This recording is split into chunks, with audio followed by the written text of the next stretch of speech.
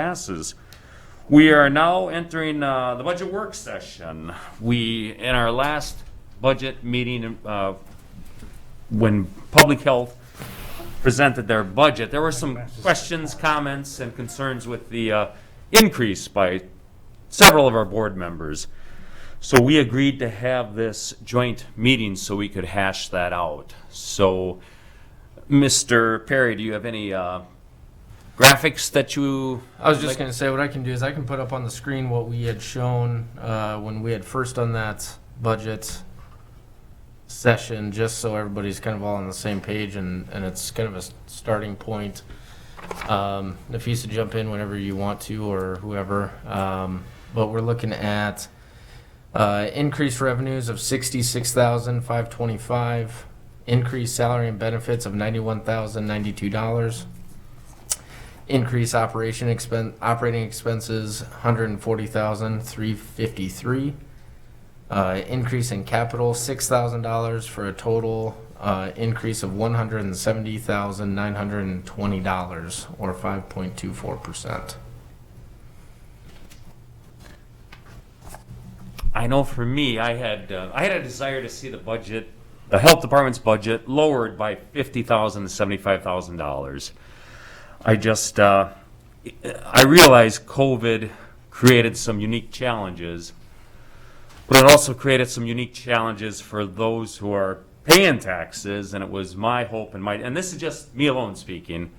I do know a couple of other board supervisors share a similar opinion, but I had a desire to see it lowered $50,000 to $70,000. So that's one discussion I wanted to have.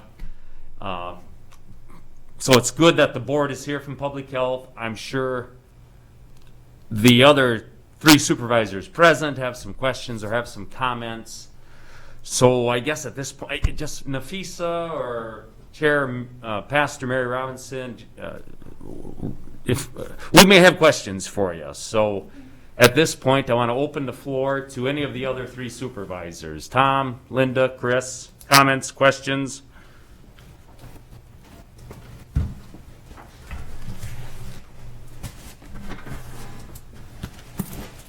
I'm happy to go first. This is Linda, and I said wanting to make sure that everybody understood, it was our job to scrutinize the budgets, and obviously we look at the large budgets because the others don't change much, and I said those don't take as much scrutiny, but the health department, conservation, maintenance, and roads and bridges obviously require us to look at those more closely. And it just is a simple thing of size. But I think maybe it's because we didn't review some of the details of the health department budget in some of those areas where it looked as that we were increasing. I know there were several. One of them I threw out the other day, which was just one, what was included was the utilities that I saw there was an increase. And it's just maybe understanding some of that, not that necessarily, like I said, we need to cut or we should cut, but I guess understanding it a little better before we make the final decision on what this budget is and does for us and does for you and our community, and doing our job or our responsibility as well. So is Nafisa available to go through some of those? She is. Yes, she is. She is present. Okay. Yeah, that's just my opinion. Maybe the others all want to speak first before we even ask her to do that.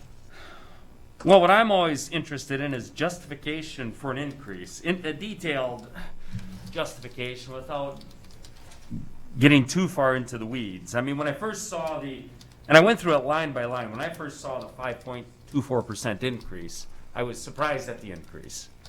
So I just, I would like to hear further justification for, some positions are held open for so long, and I realize some of that is not having the ability to find qualified candidates. But other positions, like a clerk typist or whatever, should be more easily and readily filled.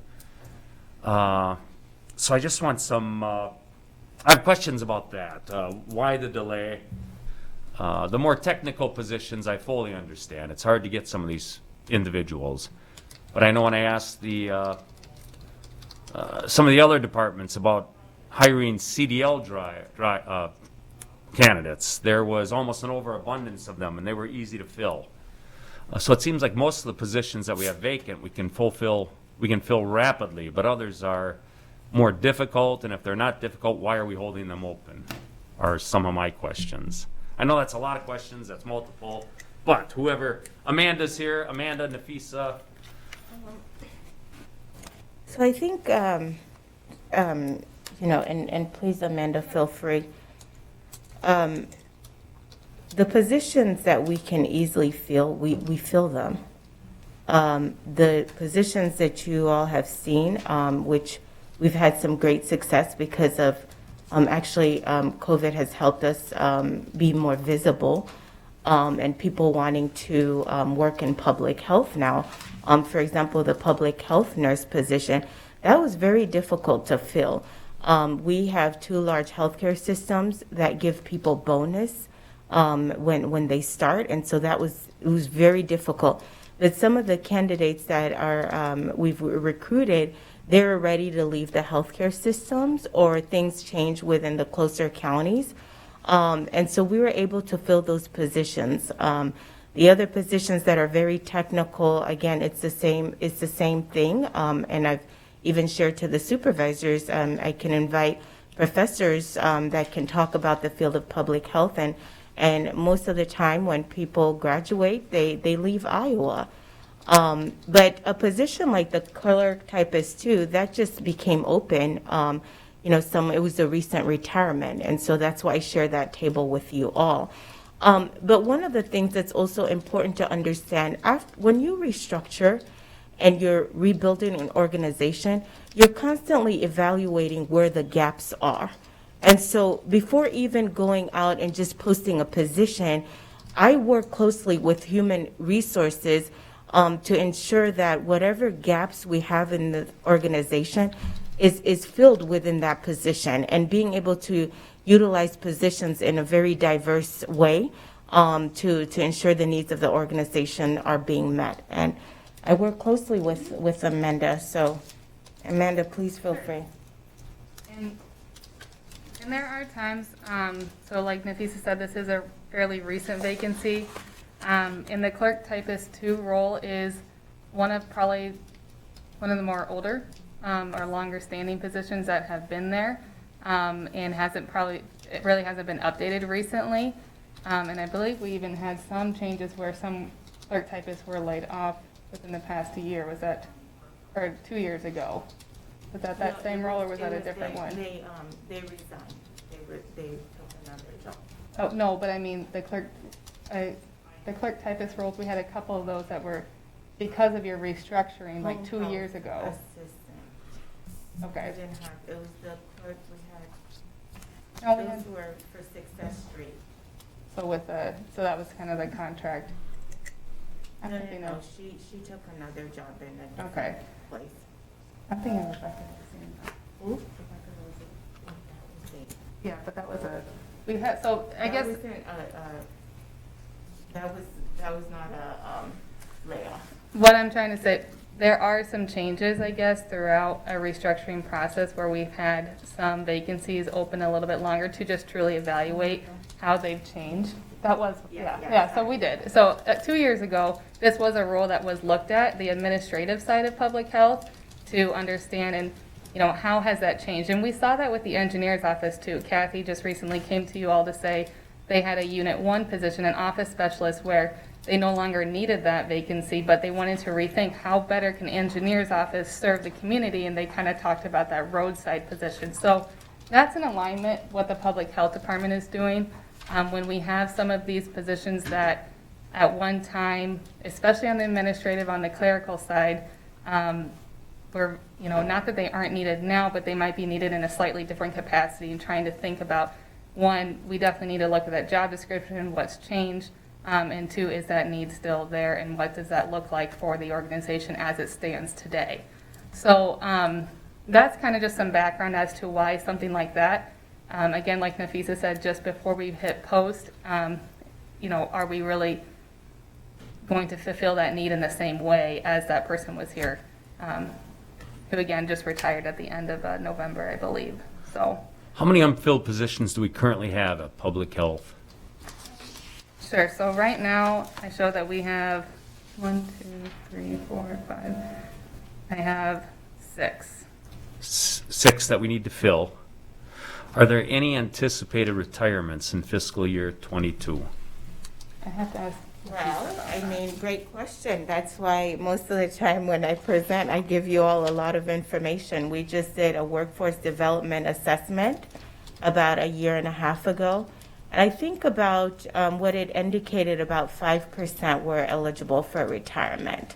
But we look at that, and that's one of the things we've realized within our organization is that there needs to be that depth of capacity because of retirement and being able to transfer some of the institutional knowledge that is critical.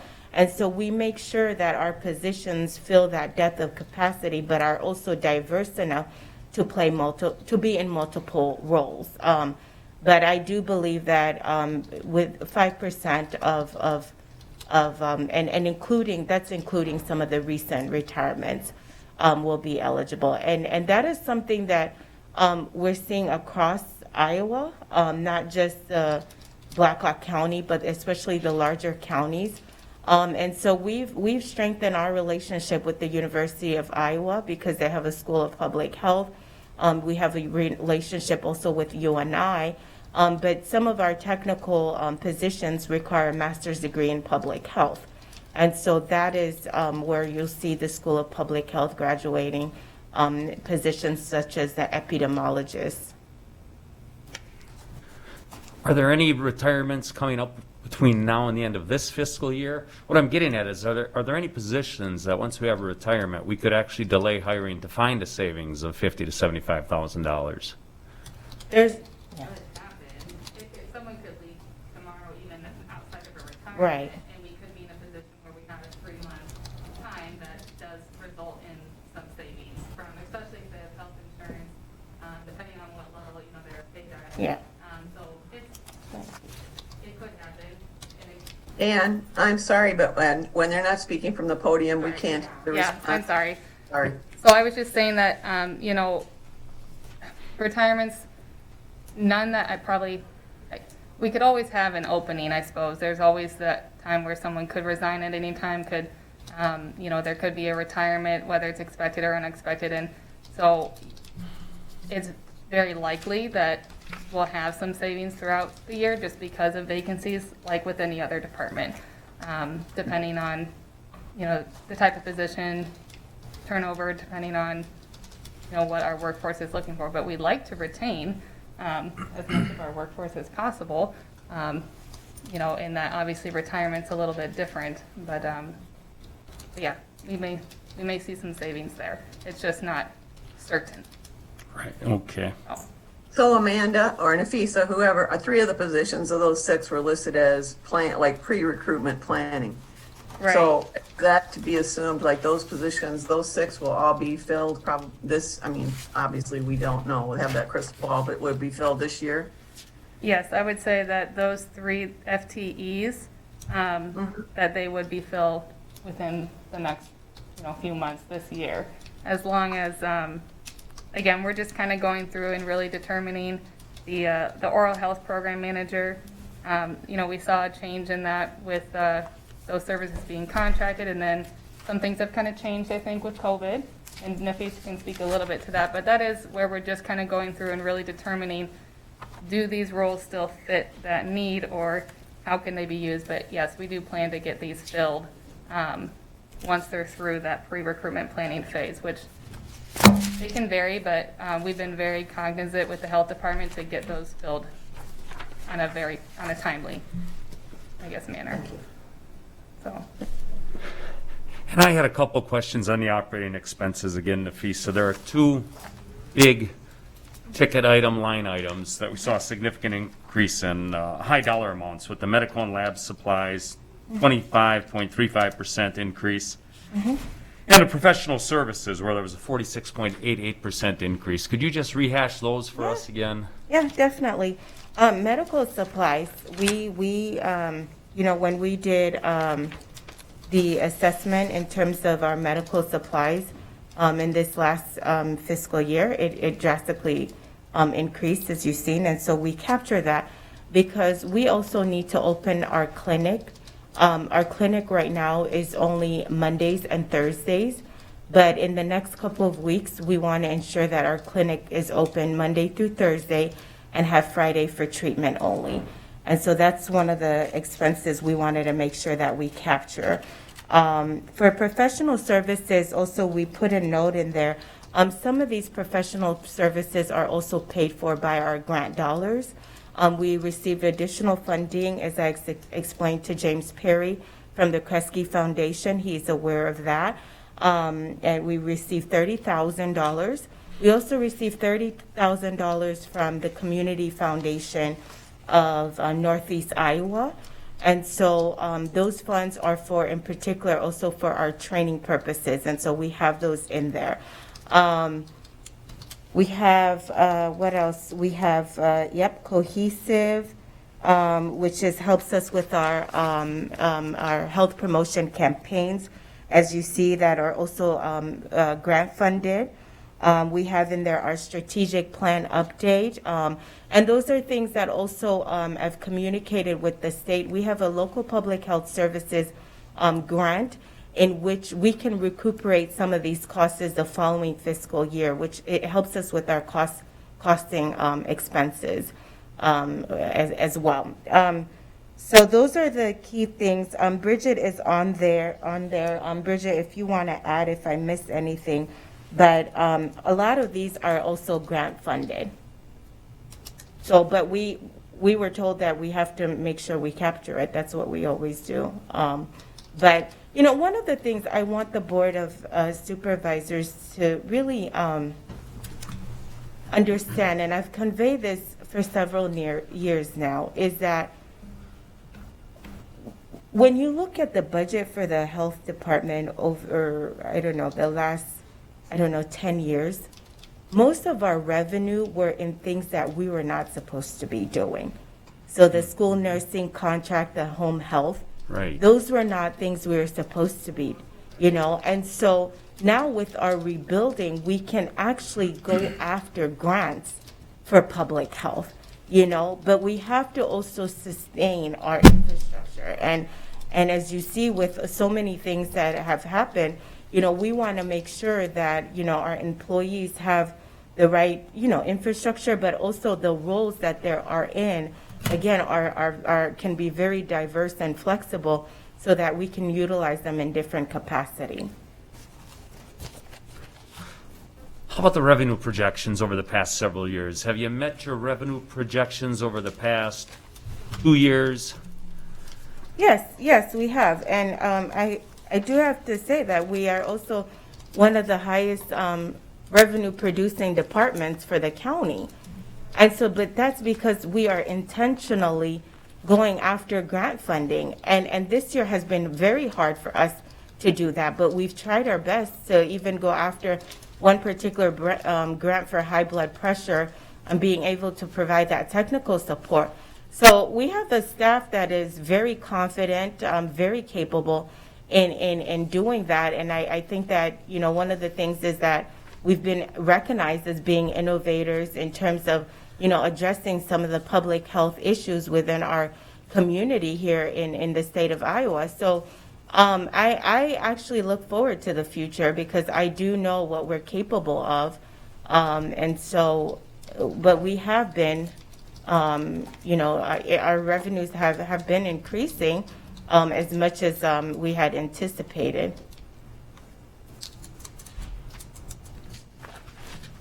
Mr. Chair, Yes.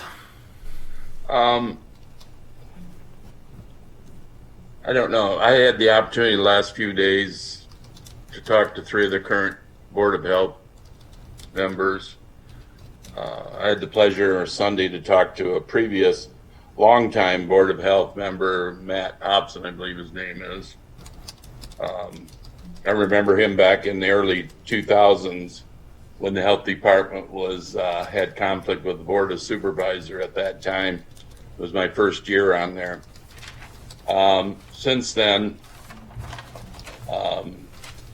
I've served with a lot of various board of supervisors, and I've never served on a board that has never, ever taken care of any given department in a time of distress or disaster, or even in this case, this COVID.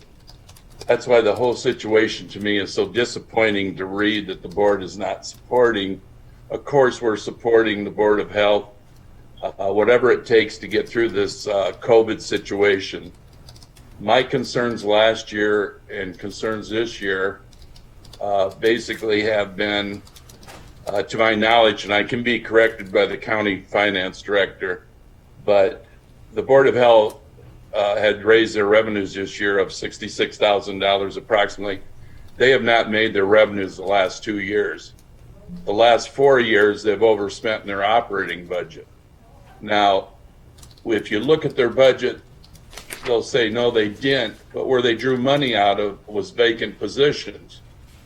And in the fiscal year of 2019, the end of the fiscal year, and an old trick of a lot of departments, I've been on city council for 11 years, is at the end of the fiscal year, you try to spend any unspent money rather than give it back to the reserves. 2019, I believe in April, getting towards the end of the year, they bought a car. We had budgeted a car earlier. They bought furniture. That money came from open positions. So last year, the board proposed that, yeah, you have 9, 10, 11 open positions. Let's put that under the county finance director. Then when that position is filled, then the money's there. And again, we had quite a conversation on that, and that never happened.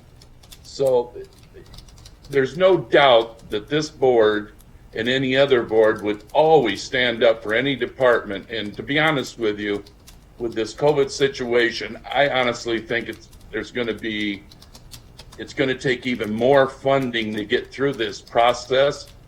And we've done this with other departments, and it's called budget amendments. So it's really not the fact of the tax increase, because the board has worked very hard over the years to get this county in position where we don't have those huge tax increases. But my concern has been the last few years is you budget revenue the best you can, but when you've been over 2 years in a row and you increase it again this year, I don't have any faith in that revenue. And when you've been over in your operating budget for 4 years, then I've got to ask questions. That's my job as a county supervisor. That's why I was elected and why other board members were elected to do this. So it's more, this whole thing is more disappointing to me than anything, especially when I read the paper that the board's not going to fund them, is going to cut them.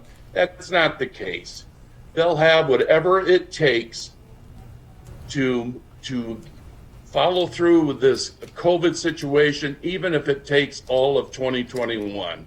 We understand that. And it may take budget amendments. I don't know. But as long as there's justification on what we're being spent, the board will always back them up. And we've done this with other departments. But at the same token, you have to, if you tell me that you need a position and I give you the funding for that position and you don't fill that position, okay, I understand. Maybe it's a tough position, maybe the people are out there, but that doesn't give you the right to spend that money on something else just because it's there. And that's what's been going on the last 2 or 3 years. And therefore, that's been the biggest concern that I've had. And the last couple of years, it seems like it's been kind of more of a struggle. The Board of Health, I don't know if we have a different makeup of supervisors or what's going on. Prior to that, we had a good relationship. I dealt with Tom O'Rourke back in the early 20s. And early on, we had some problems. Everything was taken care of, and we had a smooth sailing.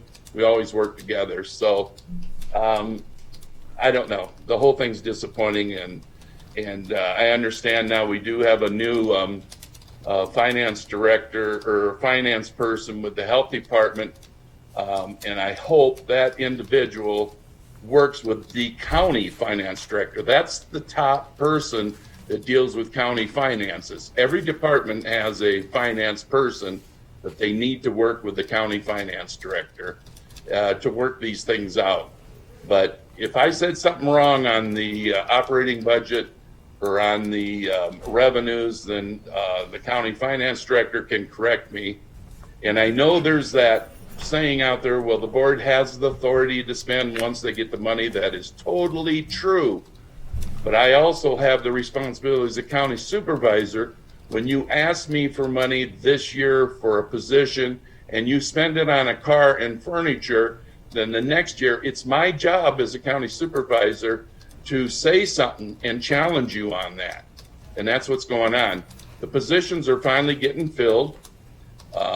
That disease expert that was brought up last week, that was just an example.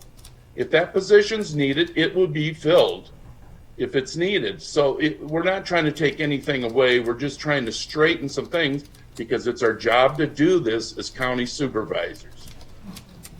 Thank you. Thank you, Yes. Supervisor Little. I do believe that we do need to have a meeting to straighten things up. Because the way grants are funded within the department, it is very different and very complex, you know, and James can attest, I am more than willing to sit down and walk everybody through this process, because the same way we will budget for revenues, I mean, in July or whatever, by December, our revenues will change, especially in the next couple of years. I think there's going to be quite a bit of increase for public health. But the way the funding comes into public health is very different from other departments. I have to speak about the car because I do think it's this car statement really deals with integrity, and I believe in integrity and transparency. The car was presented to the Board of Health in March of 2019, and the Board of Health approved it. In January of 2019, the state had informed us that our fees within environmental health would increase, our revenue would increase. And so in March, we presented the memo to the Board of Health. The Board of Health approved it. On April 9th, I came to the Board of Supervisors and informed the Board of Supervisors that the Board of Health had approved for this SUV vehicle that would assist in environmental services within rural Black Hawk County. Supervisor Little, you asked me what was the revenue within this programmatic area. I informed you, yes. The car cost about, Bridget, you're on, how much did the car cost? About $22,700? The car was $22,727. Yes. And then the additional amount in revenue we received in environmental health was $21,534, making it a difference of about $1,100.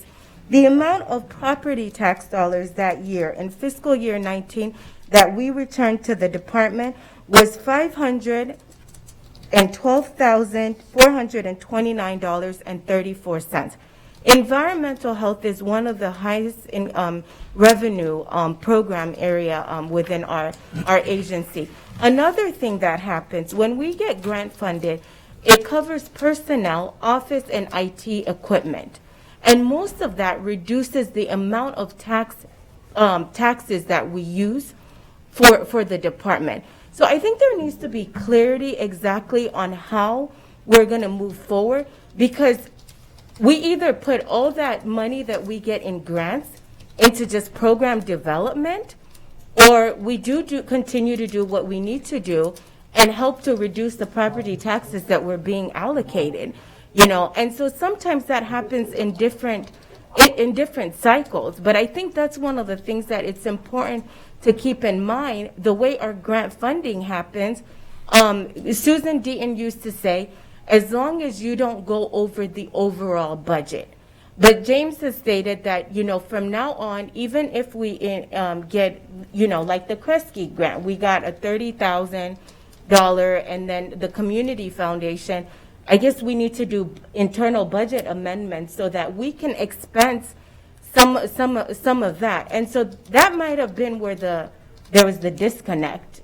But, I mean, this SUV, we were able to purchase this SUV.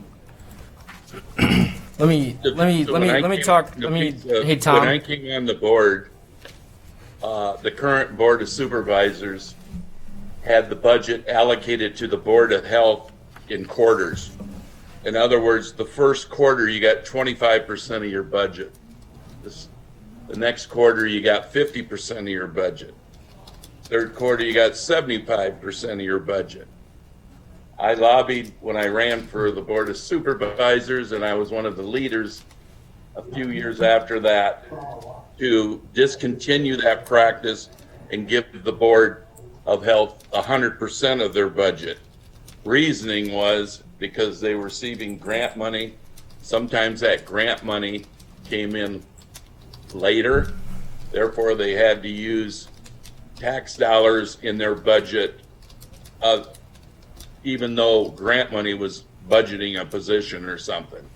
So that was changed at that time. That year that I'm talking about, Nafisa, we had budgeted a vehicle for you.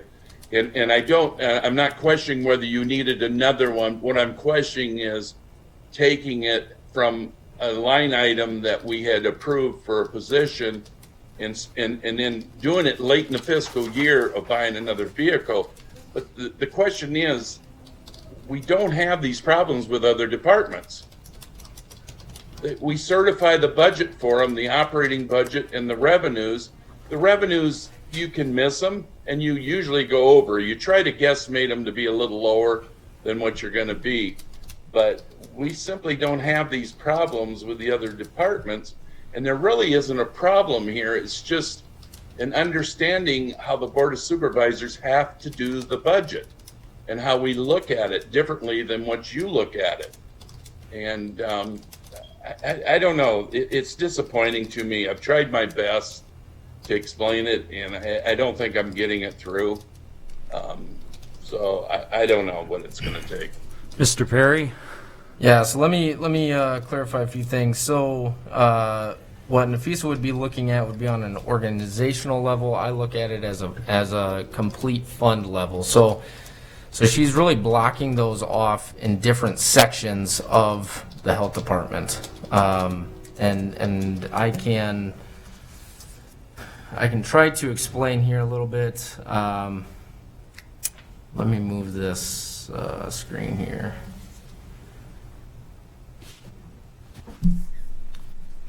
So for instance, on the screen you see, Kim, you might need to move that. Yeah, let's just, yeah. So on the screen you'll see organization, health planning and development. So I believe Nafisa is looking at it on an organizational level, whereas we look at it on a complete fund level. So on a complete fund level, in FY20, so this was last fiscal year, the health department did not reach their revenue by $255,251. So they met 91% of their revenues. However, on the other side, they overexpensed by $51,871.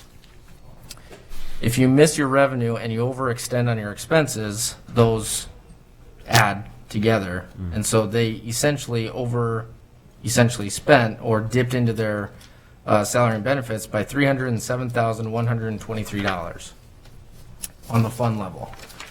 That was FY20.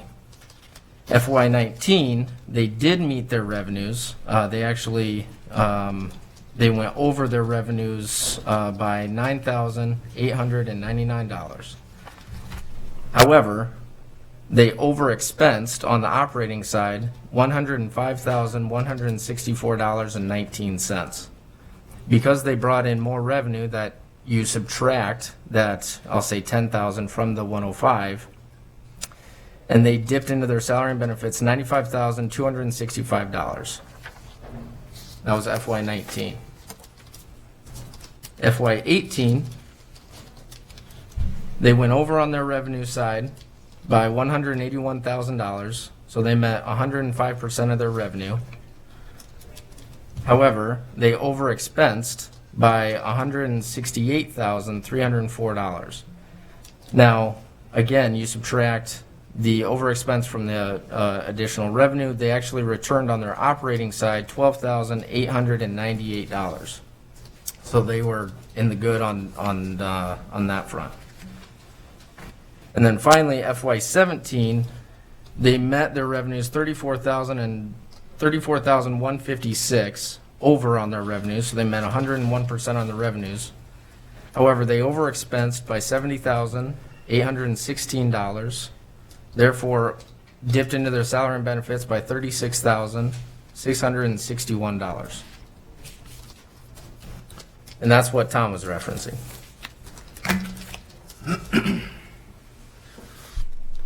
How do we balance that deficit, James, when it comes to accounting practices within our budget? How is that accomplished? Well, what happens is when you have vacant positions and you have those dollars that are not allocated towards salary and benefits, they essentially get absorbed. So Nafisa is absolutely correct. When we look at the budget, we do look at the overall budget. We do make sure that they aren't expensing more than what they're allocated. And in all of these situations, they haven't been, because the salary and benefits have been absorbing that cost. So I understand what Susan's direction is, because as when we audit on a function level, their function is not going over because we're allowing them to spend X amount of dollars in salary and benefits. So they're not going over their budget.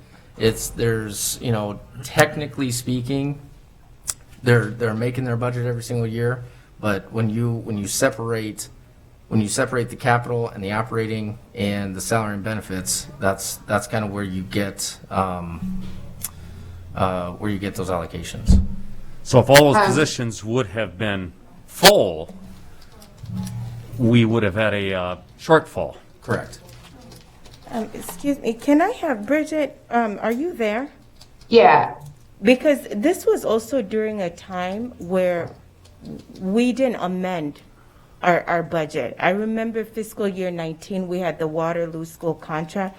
Can you clarify that? Because some of the directive from Susan, we didn't need to amend our budget.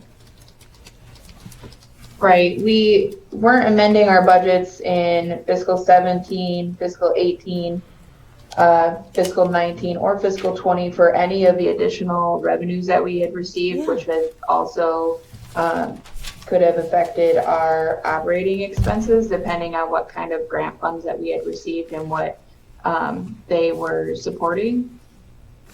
I know for a fact that in fiscal 19, we had received the Kresge grant, which was $125,000 that we did not amend in either our revenues or our operating expenses at the time that we received it. These are So that would these are actual numbers, not budgeted numbers. So regardless, if you did go over, let's say you did get the Kresge grant. So I'm going to pick on, let's see here. I'll pick on, let's go FY18. So FY18, you had $181,000 in extra revenue. So if you were to amend for revenues, that number would get closer to zero. However, on the opposite end, the expenses were $168,000 over. So Right, but if we're not amending our operating expenses at the same time that we're amending our revenues, then obviously it's going to look like our operating expenses are over budget. not if your expenses are over, or not if your expenses are over and beyond what you're bringing in for revenue.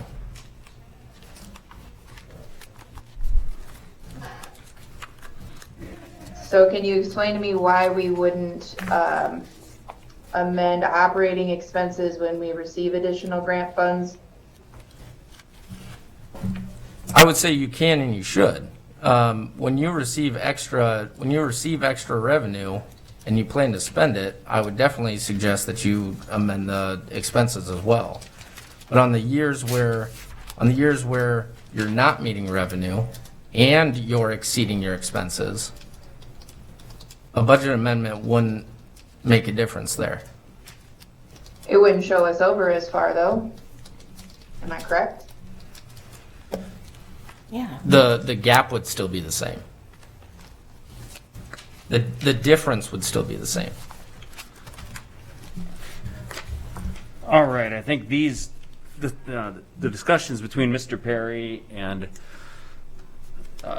we can hold these. It seems like there was a difference in budgeting philosophies between Susan and Mr. Perry, but I think you can hash these out between the two of you. I want to stay on task here with talking about the overall budget, specific line items.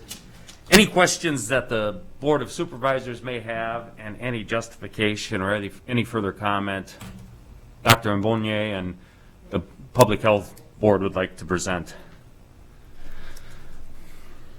And I also am going to invite members of the board if they would like to make comments.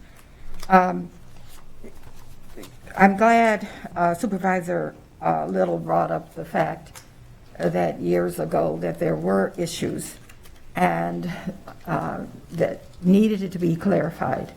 And so we did have joint meetings. The Board of Health did have joint meetings with the Board of Supervisors, and they were very good for us because we were able to explain from our perspective our operations and talk about the department in the way we had to operate, whether it was under the code or whether it was under the supervisors or however it is what we had to do to make sure that we ensured good health for this community. Out of that, it turned out to be a very good discussion, or discussions, I guess I should say. And the Board of Supervisors understood us a little bit better, and we understood the Board of Supervisors a little bit better in terms of operations. And since that time, when we sought a new director, and it was under Tom O'Rourke that we had the issues with the Board of Supervisors and got them straightened out. But since that time, we discovered that the Board of Health needed to be reorganized. And that did not come from the board. It came from the managers in the department. And 100% of the managers said that things had to change. And when we hired a new director, every person who was interviewed, we talked to them about the fact that that health department needed to be reorganized and wondered whether they would bring the skills necessary to do that. And we felt that Dr. Mbonye brought those skills.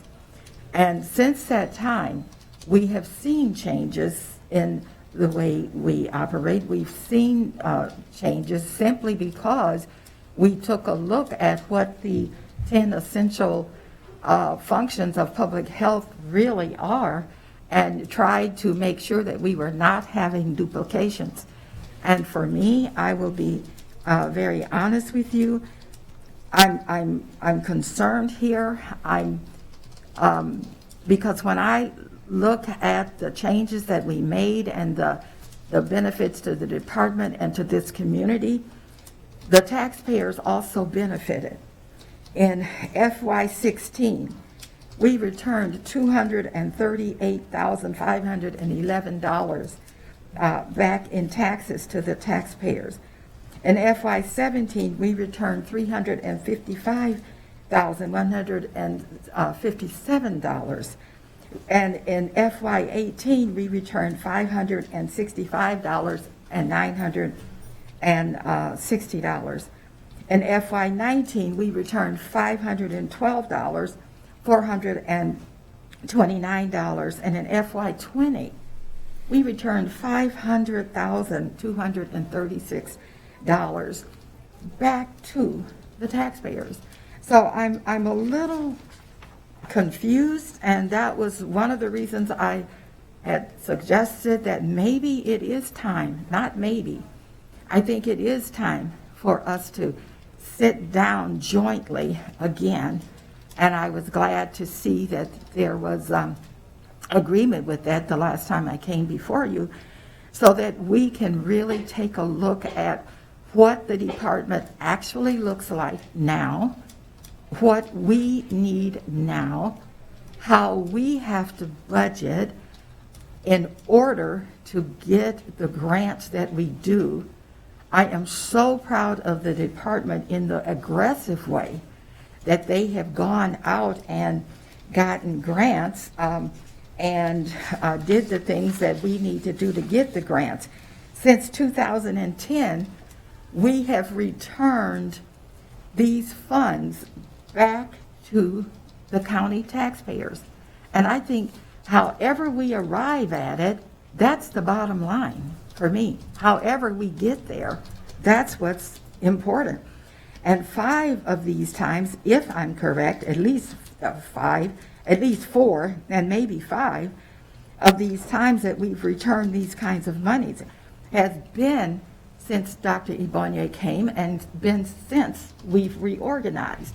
Now, you might say that we think it ought to be done this way, ought to be done that way, but I think the bottom line is if we can save the taxpayers dollars and if we can put funds back into the county coffers, to me, that is the bottom line. And so with that, I'm going to ask if there are any comments or any questions from the Board of Health members who are on. Reverend Mary, I have a couple of insights just sitting and listening to everyone. I appreciate everything that you said, and yes, it is a difficult time when you have to change with the times too. You know, some of the realities as far as the changes that occurred with the Blackhawk County Health Department, its structure, some of its past sources of funding, etc., really are like examples of updating services, updating professional practices in the field. And then as you do that, the kinds of services you deliver, your focus, etc., it becomes clear, we shouldn't be delivering healthcare services in the tertiary sense or in the sense of providing medical service. We should be delivering primary prevention services that help to create healthier communities, healthier environments, etc. So and that's just part of any profession, but particularly it does play a role in public health because it's been a developing and maturing. The health sciences and medical science have been a developing, maturing field all along and will always be. So what the department is now, probably 10, 20 years from now, could be completely different also, or at least shifted quite a bit. So I see that happening, and that creates stress, okay? And then I see 2 different ways of doing accounting. In addition to, when the Board of Health meets with the health department, we often ask, well, is that, we'll ask our attorney, is that acceptable? Can we do that? Or also the accounting people that is that acceptable? Is that something that, do we have the funds to cover this? This is a question that is always asked. However, then there's another level of accounting that's been described to us today, and they're seeing things from a somewhat different perspective, but I am hearing there is hope with a new position, right? As Supervisor Little pointed out, and I really respect the fact that Supervisor Little has made it clear that he supports public health, especially during this time of COVID, and there's some increased costs associated with that.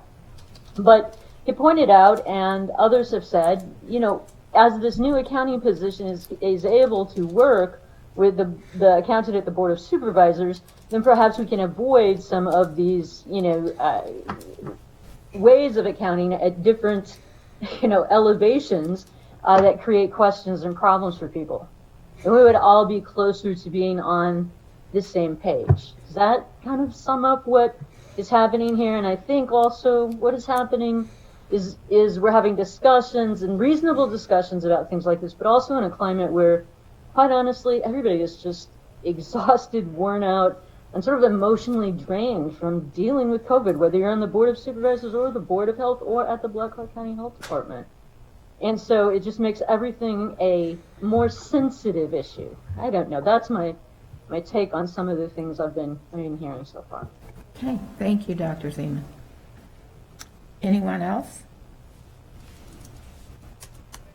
I would echo kind of what Dr. Zeman said, that, you know, as a board, we understand that there's going to be things, actions that we pass that the supervisors aren't necessarily aligned with.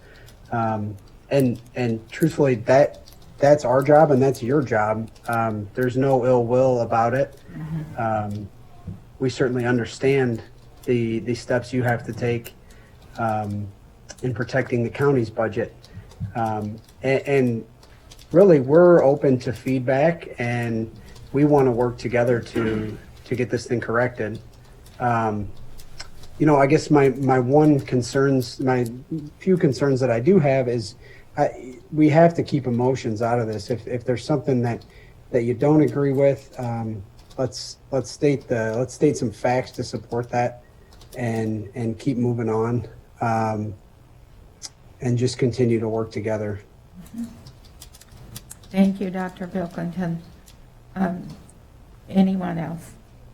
I'll say just a few things too. I guess I do want to say thanks for the time together. I know whenever I listen to a Board of Supervisors meeting, I learn about the process more, and that informs my role on the Board of Health, and I appreciate the opportunity to serve on the Board of Health tremendously. I do think, really acknowledging that the times we're in, the pandemic, along with the work the Department of Health has done with accreditation and the equity focus that has taken, and I do hope that leads to increased opportunity for revenues in the future, as well as increased effectiveness within the community, and really with disease prevention and getting us through the current state and into the future.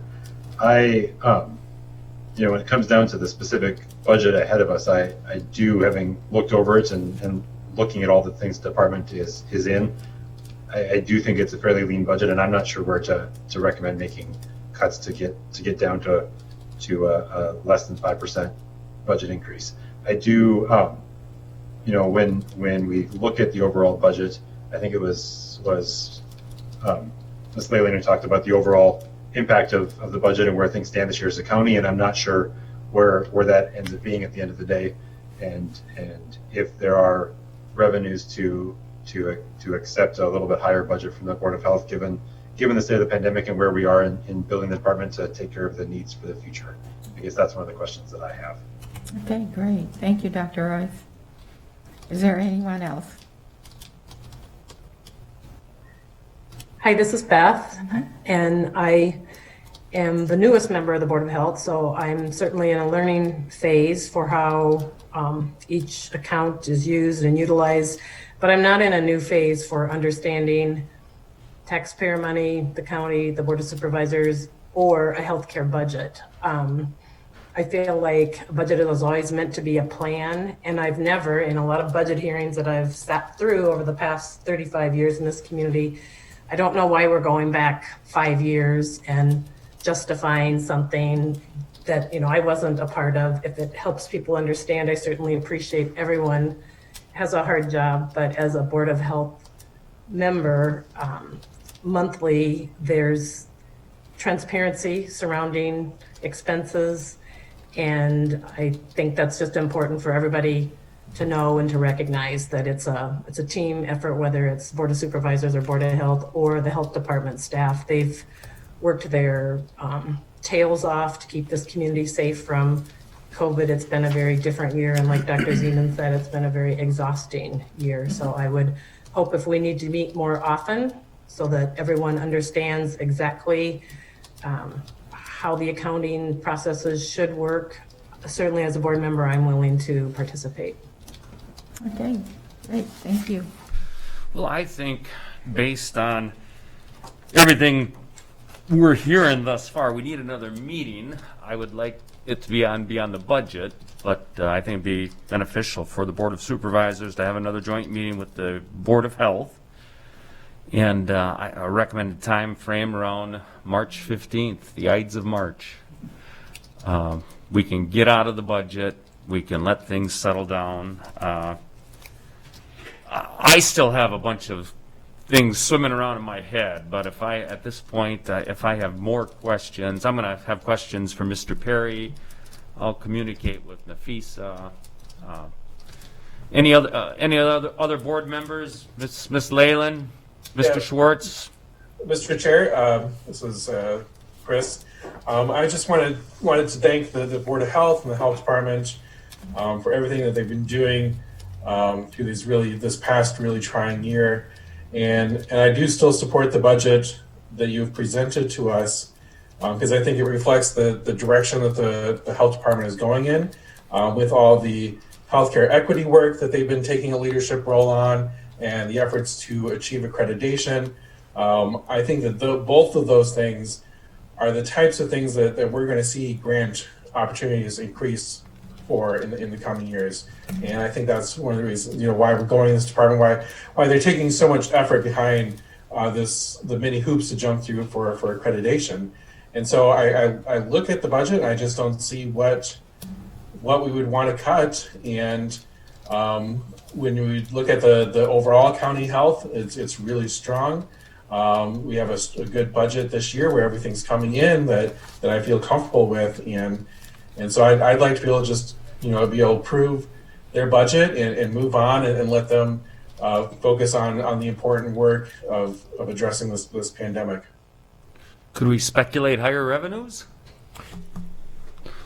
The only thing I was going to say was, as far as this budget goes, we'll need direction as soon as possible, so we can start meeting publication deadlines, hearing deadlines, that kind of thing. I hate to put you guys on the spot, but it just we can't really prolong direction for this budget. So this budget really needs to, have some direction either today, tomorrow. Right. If we're going to seek publication on Tuesday. So. Well, I think we'll come to some sort of agreement tomorrow. I think information has presented to several of us that we still need to consider. I'm one of those. And I think we're still on our timeline. Any other questions, comments by any members of the Board of Health? Any comments or questions at all? The Board of Supervisors, Mr. Little? All right. Nope, I'm fine. I think we've done well. I like 1 hour meetings, and I will entertain a motion to adjourn. So move. Second. All those in favor say aye. Aye. Aye. All those opposed? We are adjourned. Mr. Veeder, does The Board of Health has to adjourn. Yes. I'll entertain a motion to adjourn the Board of Health, please. So moved. Is that a second? Did I hear a second? Yeah. Oh, This is okay. Beth. It's a It's good- been properly moved and seconded. All those in favor of adjourning, please signify by the sign of aye.